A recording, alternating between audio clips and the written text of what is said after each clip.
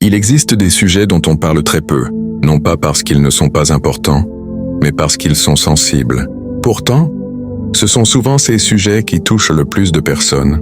Aujourd'hui, nous allons en parler calmement, sans jugement et sans vulgarité. Nous allons aborder un sujet que beaucoup pratiquent, mais que peu osent affronter en vérité, la masturbation. Cette vidéo n'est pas faite pour condamner ni pour humilier qui que ce soit. Elle est faite pour informer, éclairer, prévenir et aider.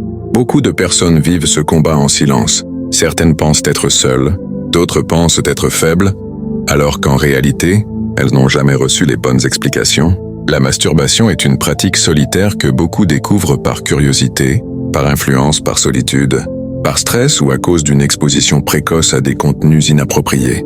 Très souvent, cela ne commence pas comme un problème. Cela débute comme un simple geste, parfois même sans réelle conscience des conséquences. Mais avec le temps, ce qui semblait anodin peut devenir une habitude, et une habitude répétée peut devenir une dépendance. Il est important de dire toute la vérité. Selon certaines études scientifiques, pratiquée rarement et sans excès, la masturbation peut procurer une détente passagère, réduire momentanément le stress et aider certaines personnes à mieux comprendre leur corps. Cependant, ces avantages sont souvent utilisés à tort pour justifier l'abus. Ce qui soulage un instant peut détruire sur la durée lorsqu'il n'y a plus de contrôle. Le véritable problème n'est donc pas l'acte isolé, mais l'excès. Lorsque la masturbation devient fréquente, incontrôlée et automatique, elle commence à enlever quelque chose de très important à l'être humain, la maîtrise de soi. Avec le temps, cela peut entraîner une baisse de motivation, une fatigue mentale, une perte de concentration, un isolement progressif, une dépendance au plaisir facile et une difficulté à fournir des efforts dans la vie quotidienne. Scientifiquement, le cerveau fonctionne avec un système de récompense basé sur une substance appelée dopamine.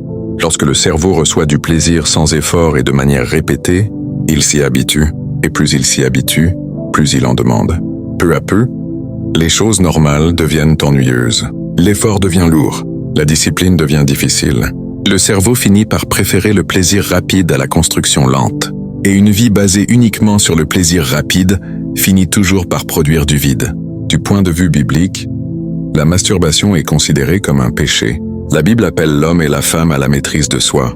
Elle enseigne que le corps est un temple et que l'esprit doit dominer la chair. Tout ce qui nourrit excessivement la chair affaiblit l'esprit. Et lorsque l'esprit est affaibli, l'évolution spirituelle, morale et personnelle devient difficile. Dieu n'interdit pas pour frustrer, mais pour protéger. Le péché ne détruit pas toujours immédiatement, mais il freine, il ralentit et il empêche d'avancer pleinement. Beaucoup de personnes veulent arrêter cette pratique. Elles promettent, se culpabilisent, prient, mais finissent par rechuter.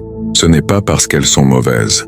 Ce n'est pas forcément parce qu'elles manquent de foi. C'est souvent parce qu'une habitude installée ne disparaît pas sans stratégie. La culpabilité seule ne libère personne. Il faut comprendre le mécanisme, changer l'environnement et adopter de nouvelles habitudes. Pour réduire ou éviter cette pratique, il est important d'éviter l'isolement prolongé, de réduire l'exposition aux contenus malsains, d'occuper l'esprit avec des activités utiles, de pratiquer une activité physique, de dormir suffisamment et d'avoir des objectifs clairs dans la vie. Une mauvaise habitude ne se combat pas par le vide, mais par le remplacement. La maîtrise de soi n'est pas une faiblesse, c'est une force. Le plaisir facile vole la discipline. La discipline, elle, construit l'avenir. Tu n'es pas ton habitude. Tu peux tomber, mais tu peux aussi te relever. Dieu ne rejette pas celui qui lutte sincèrement.